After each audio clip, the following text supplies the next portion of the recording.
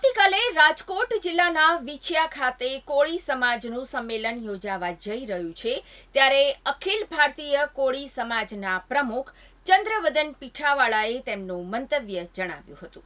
મારું નામ ચંદ્રવદન છોટુભાઈ પીઠાવાલા। ઘણા સમયથી અખિલ ભારતીય કોળી સમાજ રજિસ્ટર્ડ જે નવી દિલ્હીમાં થયું, જેના 50 વર્ષ પૂર્ણ થયા છે, એનો ગુજરાત પ્રદેશ પ્રમુખ તરીકે મારી ફરજ બજાવું છું અને સેન્ટ્રલની અંદર વર્કિંગ પ્રેસિડેન્ટ તરીકે પણ હું જોડાયેલો છું। સાહેબ, વિષયામાં જે આવતીકાલે સંમેલન કોળી સમાજનું થઈ રહ્યું છે એ બાબત તમે શું કહેશો? આવતીકાલે જે સમાજનું સંમેલન થવા જઈ રહ્યું છે એ મૂંઝવણભર્યું છે કે સમાજના સંગઠિત માટે આ કામ થઈ રહ્યું છે કે પછી કોઈક આની અંદર પોતાનો અંગત સ્વાર્થને સાંધવા માટે આ સંમેલન જઈ રહ્યું છે।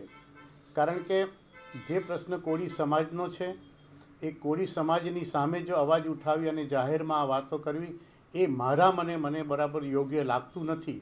કારણ કે આમ કરવાથી તો સમાજનું સંગઠન તૂટતું જાય છે, સમાજ વિખરાઈ જશે અને સમાજના સામાન્ય વ્યક્તિ જે સમાજના નેતાઓ પાસે અપેક્ષા રાખીને બેઠા હોય એમણે જ ભોગવવાનું રહેશે। કારણ કે જ્યારે સમાજની વાત હોય તો સમાજના લેવલની અંદર આ વાતને સંપૂર્ણ રીતે ચર્ચા કરીને એનાનો નિવાણો લાવવો જોઈએ।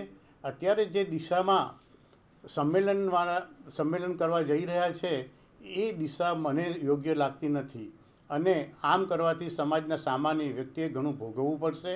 સમાજના કોઈ પણ પ્રશ્ન હોય એ સાથે બેસીને એનો નિર્ણય લેવો જોઈએ।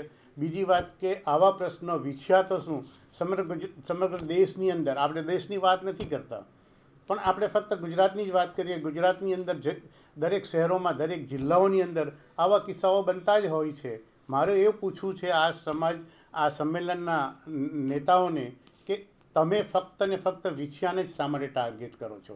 અને વિછિયાની અંદર જો કરતા હોય અને સમાજની લાગણી જો ખરેખર હોય તો તમારે ગુજરાતની અંદર ઘણી જગ્યાએ આવા કિસ્સાઓ, આવા બનાવો બનતા હોય છે, એમાં આપ કેમ ધ્યાન નથી આપતા?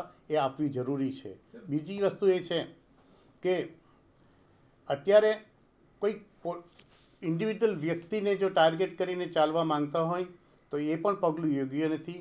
જે સરકારના નિયમો છે, નિયમોને આધારે સરકારે પણ કામ કરવું પડતું હોય છે અને એના માટે તમારી યોગ્ય રસ્તો અપનાવવો હોય તો આ બધી વાતોનો સમાધાન થઈ શકે। કુંવરજીભાઈ સાથે હું સમગ્ર દેશની અંદર અખિલ ભારતીય કોળી સમાજના પ્રોગ્રામમાં હું ગયો છું। કુંવરજીભાઈની ઓફિસોમાં મારે ઘણીવાર જવાનું થયું છે।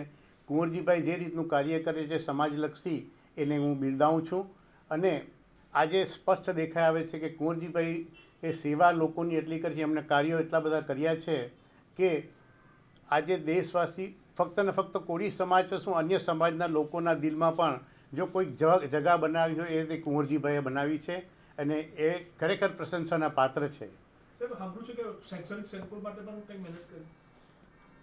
શૈક્ષણિક સંકુલ માટે અત્યારે અમે બધા પ્રયત્નો કરી રહ્યા છીએ કુંવરજીભાઈની લીડરશિપની અંદર અને ગુજરાત સરકાર પાસે જગ્યાની માંગણી કરી છે। ગઈકાલે કુંવરજીભાઈ સાથે મારી મુલાકાત થઈ અને એમાં કુંવરજીભાઈએ એમનો જે મને અપડેટ આપ્યો છે કે બીજી જગ્યા અમે પસંદ કરી છે અને એ જગ્યાના પેપરો મુકાઈ ગયા છે।